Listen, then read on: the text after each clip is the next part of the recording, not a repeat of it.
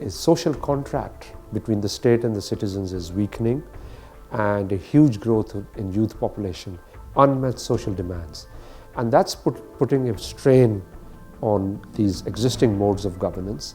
That's what you see in Algeria, and that's what you've seen in Sudan.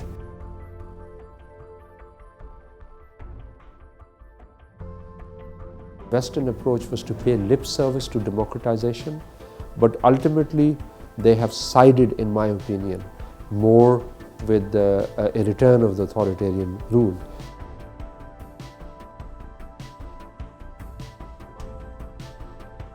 At the rhetorical level, yes, there is support for democratization, but substantive, practical, on the ground, you see a lot more support for authoritarian apparatus, and that's understandable because for the global system, the geopolitical order of stability rests on authoritarian rule. After about 8 years of Arab Spring, these two protest movements, the overthrow of both leaders in Algeria and Sudan, suggests to us that the structural drivers of Arab Spring are very much relevant, they're very much alive, the concerns are still unmet.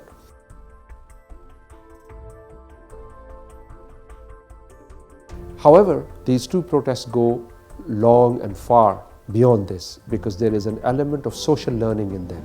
People in Algeria, for example, have learned from their prior experience after the civil war that they should not be violent, that they should give flowers to the soldiers, that they should not rest just with the change of a leader at the top, but they should actually continue to struggle to change the system. Same as happened in Sudan.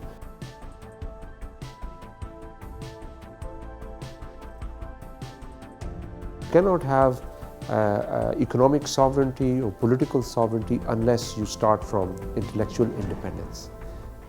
So I think in the cultural domain, there is a need for much better integration.